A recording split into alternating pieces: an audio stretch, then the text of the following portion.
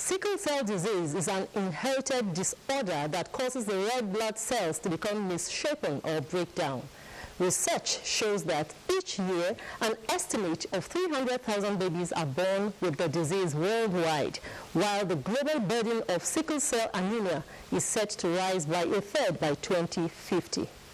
Ignorance of this health challenge early enough has thrown most families whose spouses or children are victims into traumatic conditions due to the crisis such victims face regularly.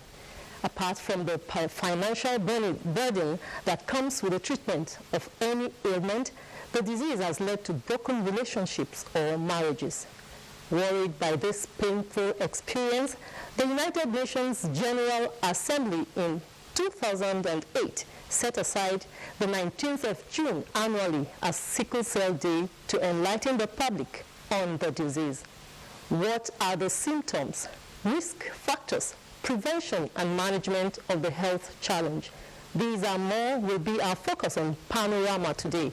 But first, the news of the day. I am Susan Omale. Welcome to NTA Makurdi Network Center.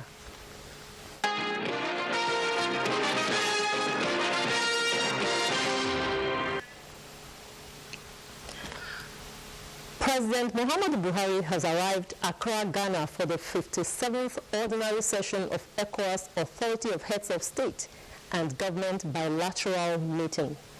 The President will be joined by other heads of state of government of ECOWAS for the mid-year statutory meeting of the regional bloc, with the exception of Mali, which was recently suspended from the group.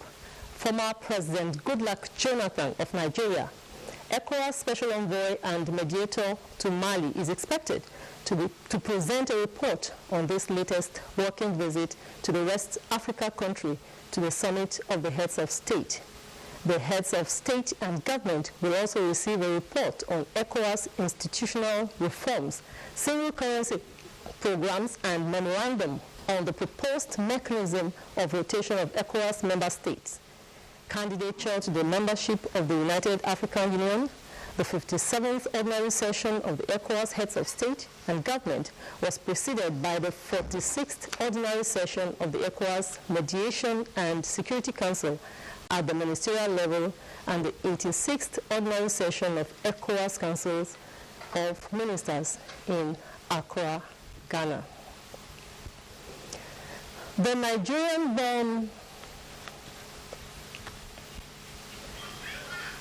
troops of Operation Harder-Ndaji, who have been on a pursuit of kidnappers following the abduction of students at Federal Government College, Benin, Kebbi, have so far rescued 2 teachers and 5 students after a fierce exchange of fire with the criminals. A statement by the spokesman of the Nigerian Army, Brigadier General Onyema Nwachukwu, says the rescue is sequel to initial encounter with the abductors in the early hours of yesterday after trailing the kidnappers from Wari through Riau to Sombo community, where the kidnappers, who had split into 2 groups, fled, with one group conveying the abducted children, while the second group conveyed rustled cattle. The land troops, in conjunction with elements of the Nigerian Air Force, who provided close air support during the rescue mission, intercepted the 2 groups at about 2:30 a.m. and engaged them in a firefight, leading to the successful rescue of teachers and students. 800 cattle were recovered, while a casualty was recorded during the exchange. A female student was found to have given up the ghost as a result of exhaustion. As scientists continue to grapple with researches for lasting treatment for the sickle cell anemia, sufferers are advocating policies and programs to improve their living condition. This is part of advocacies coming as the World Health Organization raises awareness on 2021 Sickle Cell Anemia Day. Ifoma Aikoje reports.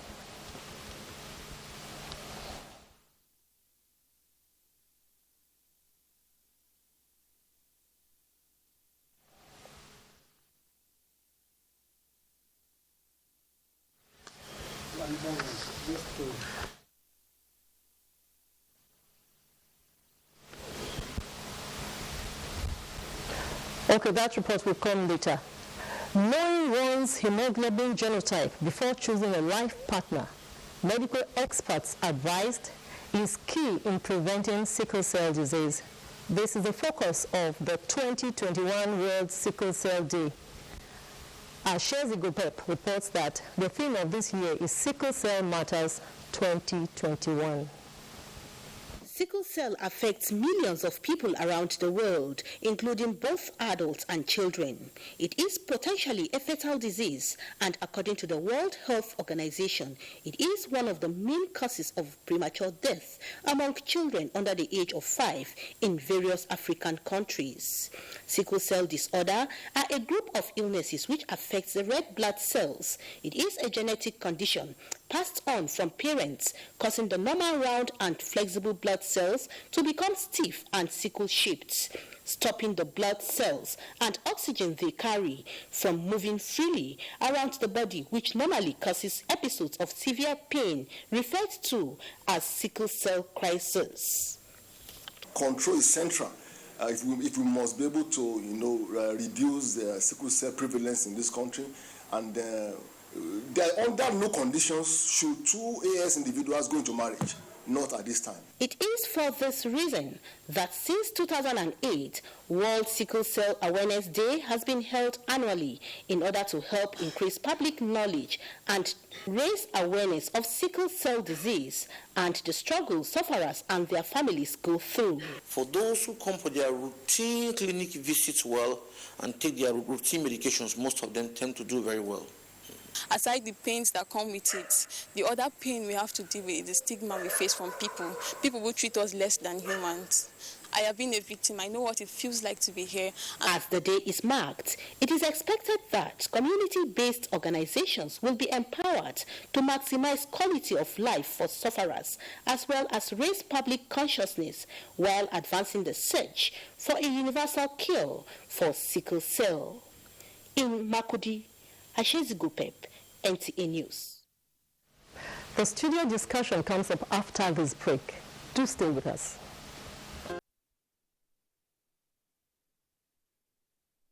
To shed more light on sickle cell today, I have with me in the studio Professor Olushayo Alao. He's a consultant hematologist, Benue State University Teaching Hospital. Professor, you're welcome on board. Yeah, thank you. Now let's begin with this. What is sickle cell? Yeah, sickle cell talks about the occurrence of an abnormal hemoglobin genotype, most commonly hemoglobin SS or SC in this environment. When you have the genotype, it means that the hemoglobin on the red cells becomes hemoglobin S, and that makes the red cells to be susceptible to sickling, especially when the patient has what we call apoxia. And those are the problems of sickle cell. This hemoglobin can sickle.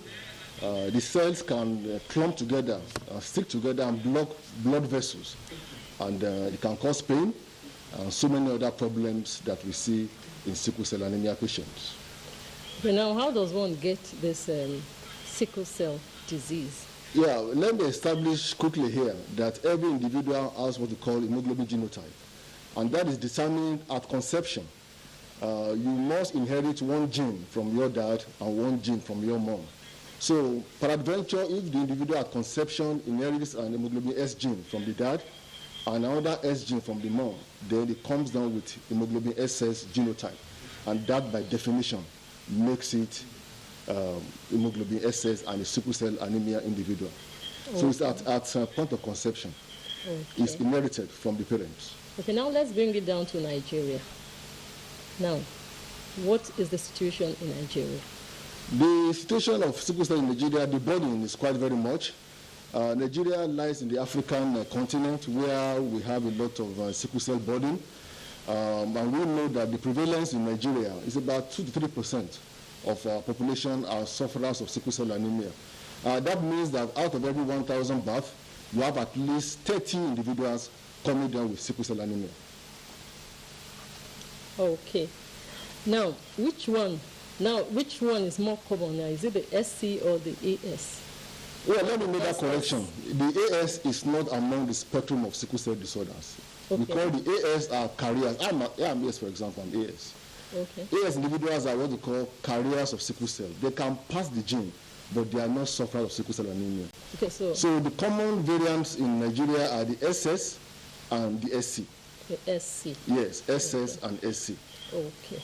Now, so that means the people with the traits don't have the health condition? Yeah, They those with the don't traits don't suffer have any any problems. They don't suffer any symptoms. They live a purely normal life. But they are normal individuals. Okay. Apart from the fact that they can transmit the gene to their offsprings. Otherwise, they are normal. They live a very normal life. Yes. Okay. Yes. So is it only an African disease? Yeah, sickle cell anemia is not confined to Africa. As a matter of fact, it's common among people who have ancestors from Africa, from other parts like Central Africa, Latin America, even Saudi Arabia, India, Greece, Turkey. It's quite widespread. And that's also to correct the notion that people feel it's an African disease. There are Hispanic Americans who have sickle cell anemia. Okay, so it's not only related No, it's not confined to to black. Africa. No, it's not. Okay. At what age will one begin to see these symptoms? Generally speaking, by the age of 6 months to 1 year, sufferers of sickle cell anemia begin to manifest symptoms, because before that time, the hemoglobin genotype in the baby is still protective. But from 6 months to 1 year, and after that, patients begin to come down with symptoms, like the hands and the feet begin to swell. Those infants, they don't thrive as expected. They begin to fall sick. Their blood, they have what they call anemia, their blood shorts all the time. They get fever, they get cough, they get infections, and they have this recurrent illness all the time. Okay. Okay. Now, who are those that are mostly at risk? Is there a specific group of people, let's say in Nigeria now, is it more of men or women? Generally speaking, like I said, these are things that are determined at conception. The moment your parents are both carriers, you have a dad who is AS and your mom is AS, you are at risk. And every pregnancy can potentially give birth to a sickle cell anemia child. So it's the risk, it depends on the selection, how you manage your genes at conception. But the moment you have parents who are carriers, then the risk is there. Okay. I'd like you to shed more light on the challenges these people face. The challenges of sickle cell anemia are enormous, right from medical challenges to financial challenges to social challenges to economic challenges. I'll start from the medical challenges. The burden is much. They have crises, often and very regularly. They go in and out of hospital on admissions. They can become anemic. They can have infections. So these are various problems. There are so many complications they can have, right from stroke, to acute chest infections. Some of them can have, renal shutdown. So many other complications. And after mentioning those, you can also talk about the social challenges. The stigma is much against sickle cell anemia patients. There's so much stigma. People don't tend to understand the dynamics of the inheritance. And they feel that sickle cell anemia is actually contagious. It's not contagious, so people should not run away from them. They should be shown empathy and understanding. Financial challenges, I can tell you with all experience that the patients with sickle cell anemia is costly, because you come in, you go out, sometimes you are transfused. So it becomes a financial drain on the purse of the family.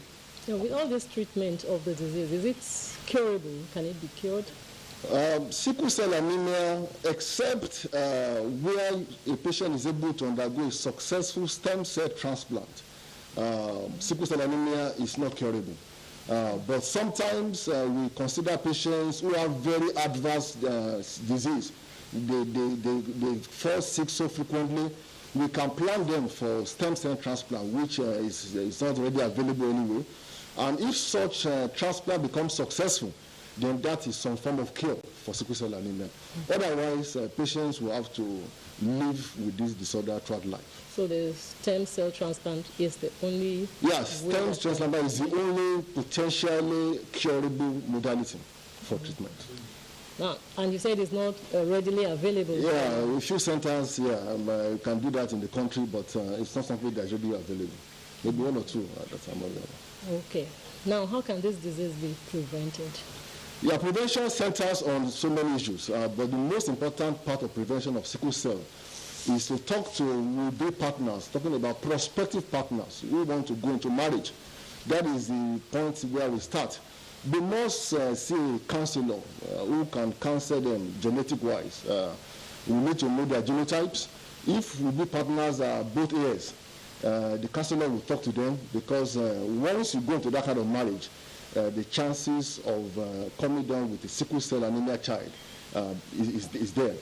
And beyond that, we also want to let people know that parents who have infants who become sick recurrently all the time should quickly also avail those children for medical assessment, because the earlier we make that diagnosis of sickle cell anemia, the better for the patient, such that we can start follow-up early in life.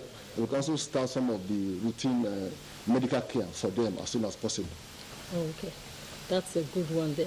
Now, what is the life expectancy of a person with sickle cell anemia? Well, why I may not want to quote any specific figure here, but what we now know is that with attention to what the doctors are giving you, regular follow-up, with attention to lifestyle management, most of them can still live a fairly normal life. Okay. Okay. Now, the theme of this year's is Sickle Cell Matters. Highlights on the significance of the theme. Now, what's your assessment of government and individuals in creating awareness about the disease and support for sufferers? Well, I must say that there's still a lot that should be done on the part of government and other agencies, because sickle cell anemia individuals are a big challenge to medical practice. A number of times, most of them don't have the financial, capability to be able to treat themselves. Many times there is no access to blood transfusion, safe transfusion. Many times there are many things that are lacking.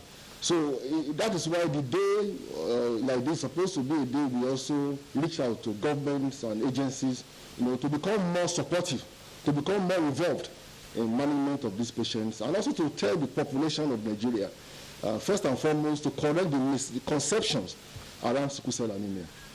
That's one of the reasons why you are here, because I believe the government is watching, and then their own part will be given to help the sufferers.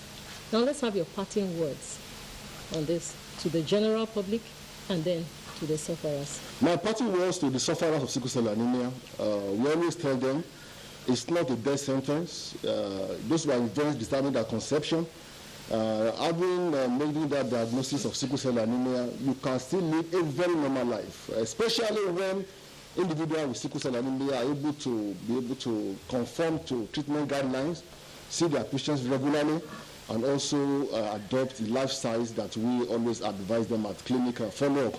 And to the populace of Nigeria, I'd like to also reach out that we want to inform them to correct those misconceptions. Sickle cell anemia is not contagious. So you can't contact sickle cell by coming close to a sufferer.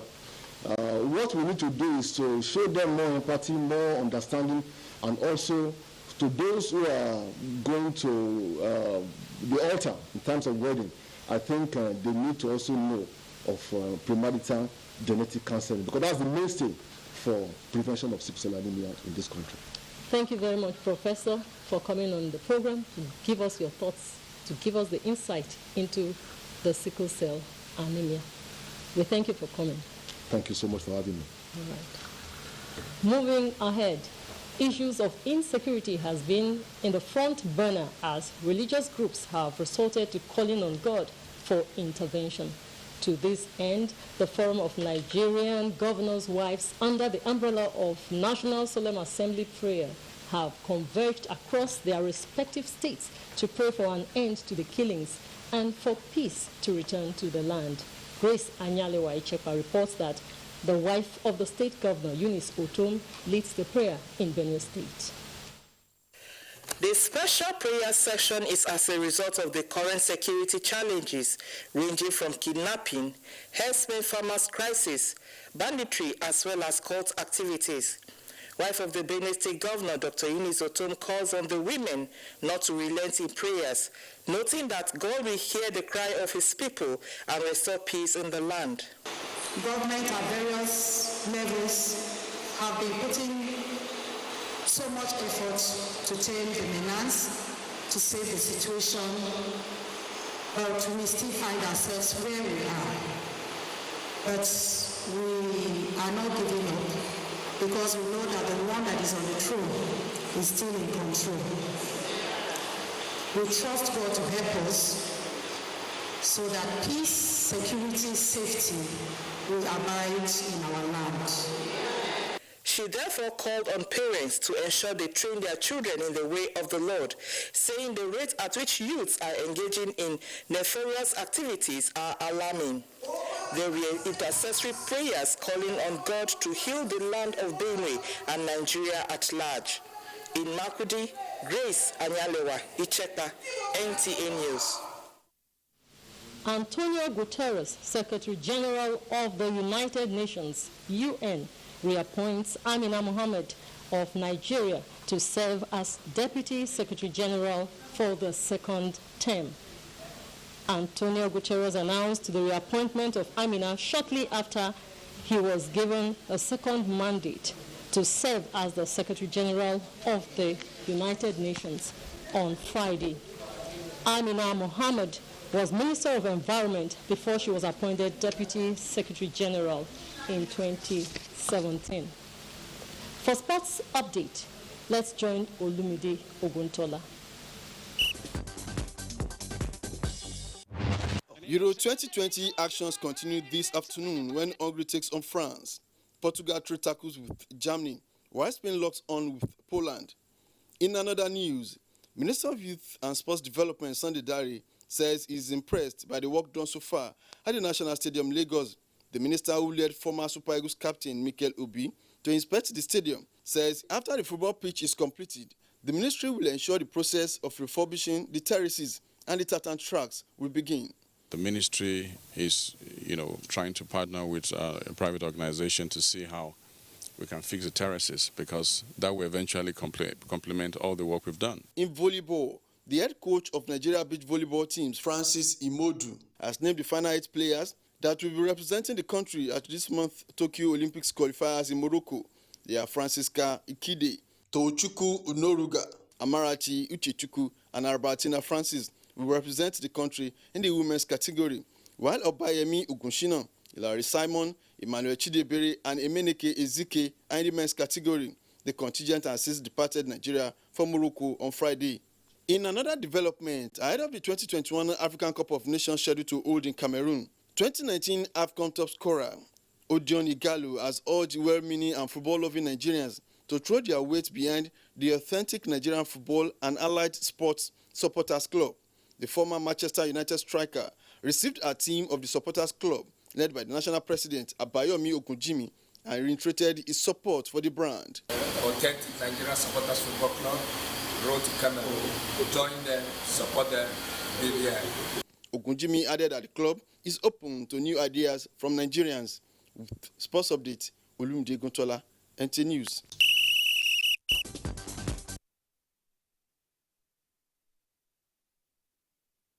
That does it on Panorama today. Thank you for staying with us. Remember to stand with NTA on the fight against rapists. Thank you very much. Have a pleasant day.